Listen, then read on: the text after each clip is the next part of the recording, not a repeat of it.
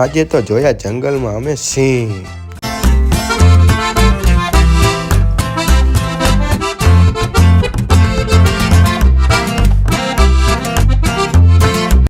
કેમ છો મિત્રો? મજામાં જ હશો? નો મજામાં હોય તો આપણો વ્લોગ જોતા રહ્યો એટલે મજામાં આવી જઈશો। બધાને જય શ્રી કૃષ્ણ, જય માતાજી। તો આજે છે અષાઢી બીજ। તો આજે આપણે બધા જવાના છીએ બરાબર। બધાને અષાઢી બીજની હાર્દિક શુભકામના ને રામાપીર તમને હરપલ ખુશ રાખે।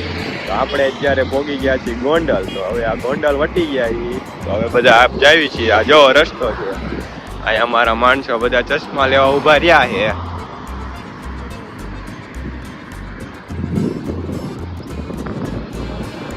ચશ્મા લે બધા।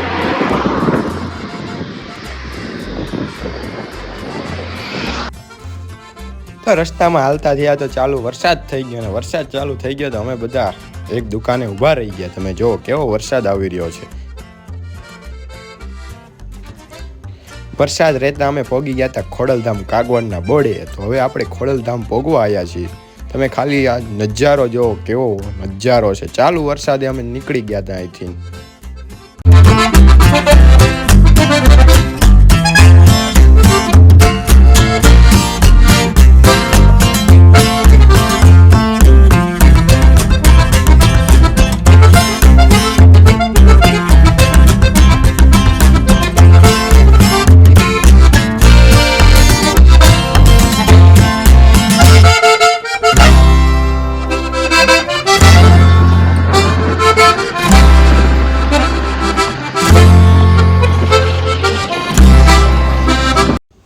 તો ફાઇનલી મિત્રો આપણે હવે પહોંચી ગયા છીએ પરબધામમાં અને પરબના ગેટમાં એન્ટ્રી લેવા જઈ રહ્યા છીએ આપણે।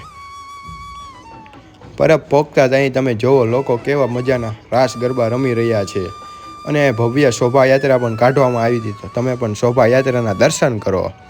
અહીં રામ, લક્ષ્મણ ને સીતા અને અમર માતા એવા ઘણા બધાના મૂર્તિઓ લઈને વિવિધ પ્રકારની રથયાત્રા કાઢવામાં આવી હતી। તમે જોઈ શકો છો તે અમર માતા અને એવા બધા માણસોની યાત્રા કાઢવામાં આવી હતી।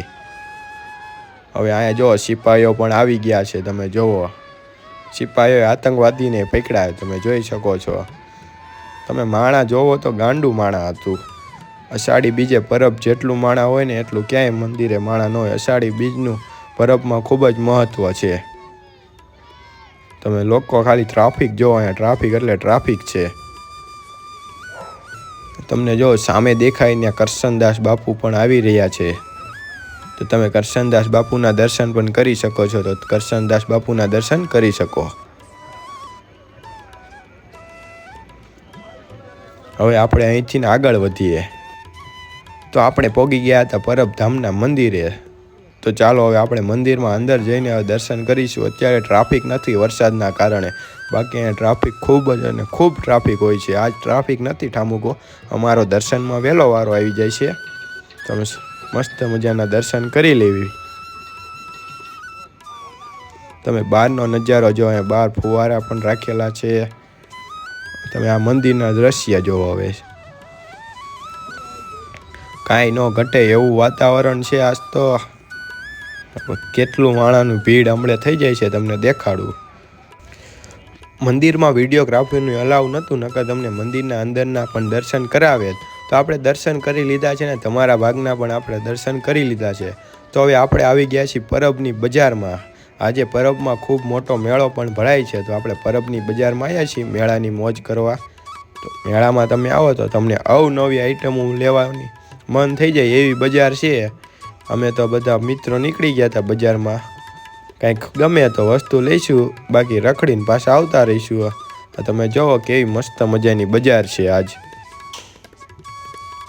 અને પછી અમે આવી ગયા હતા મેળામાં ફજેતમાં, પણ અમારા બાઇકમાં ભમરો હતો એટલે અમને ફજેતમાં બેહવાનો વારો ન આવ્યો, કેમ કે વરસાદના કારણે બધા ફજેત બંધ હતા। નકર તો અમે ફજેતમાં બેઠા વિના આવવાના જ નહોતા, અમે સ્પેશિયલ પરબ મેળો કરવા ગયા હતા। તો કાંઈ વાંધો નહીં, હવે પછી ક્યારેક મેળામાં આવશું। હવે આપણે આગળ નીકળી ગયા આગળ નવા લોકેશનમાં। તો હવે તમને મસ્ત મજાની વસ્તુ બતાવી। હાલતા હાલતા અમે પહોંચી ગયા હતા હતાધાર અને અમને દેખાઈ ગયા હતા સિંહ। તો તમને દેખાડી ઝૂમ કરીને. આપણી પાસે એવો બધો સારો કેમેરો નથી, નકર ઝૂમ કરીને બતાવે મસ્ત મજાના સિંહ. જો તમે સામે દેખાય ત્યાં 2 સિંહ અને સિંહણ બેઠા છે. તમે બધા મિત્રોએ સિંહના મસ્ત મજાના દર્શન કર્યા. તમે પણ કરો છો. હવે આ વિડીયોમાં હરખા દેખાય તમને દેખાડું. જો સામે 2 બેઠા છે. આપણી પાસે સારો કેમેરો નહોતો, નકર તો તમને મસ્ત મજાના દર્શન કરાવે સિંહના. સત્તાધારમાં નવા મંદિરની સામે જ 2 સિંહ હતા. જો તમે હવે સિંહ હાલતા થઈ ગયા છે અહીંથી, કાંઈ વાંધો નહીં. હવે આપણે પણ આગળ વધીએ. તો આગળ હાલતા ગયા તો આપણને જોવા મળ્યા હણકા. તમે વિચાર કરો તો અમે કઈ જગ્યાએ જઈ રહ્યા છીએ. તો અમને આવા જીવજંતુઓ અને પ્રાણીઓ જોવા મળે છે. તો આપણે હવે એન્ટર થઈ ગયા હતા કનકાઈમાં. કનકાઈ જવા પહેલાં આવે છે મેલડીમાનું મંદિર. તો તમે સામે દેખાય તે મેલડીમાનું મંદિર આવેલું છે. તમે કનકાઈ માતાએ આવો તો મસ્ત મજાના દર્શન કરજો મેલડીમાના, ને પછી અહીંથી આગળ કનકાઈએ જાજો. સામે દેખાય તે મેલડીમાનું મસ્ત મજાનું જંગલ વચ્ચે આવેલું એક મસ્ત મજાનું મંદિર છે. અમે કનકાઈ ગયા હતા પણ અમને અંદર એન્ટ્રી આપી નહીં, કારણ કે અંદર બહુ વરસાદ હતો. તેના કારણે અંદર એન્ટ્રી બંધ હતી, એટલે અમે અંદર ગયા નહીં. તો તમે પણ અહીંયા મેલડીમાના દર્શન કરી શકો છો. તો બધા મિત્રો દર્શન કરી લ્યો. તો હવે આપણે પહોંચી ગયા હતા રૂપલમાના ધામ રામપરા. રામપરા હવે રૂપલમાના દર્શન કરીશું. સામે દેખાય તે રૂપલમાએ બનાવેલું નવદુર્ગામાનું મંદિર છે. તો ચાલો હવે આપણે ત્યાં મંદિરના દર્શન કરવા જઈએ છીએ. અહીં પણ ઘણા માણસો આવ્યા હતા આજે અષાઢી બીજના કારણે.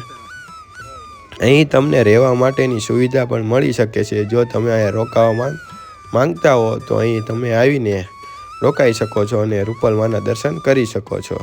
તો આપણે અંદર મંદિરમાં જઈ અને રૂપલમાના દર્શન કરીએ. ચાલો.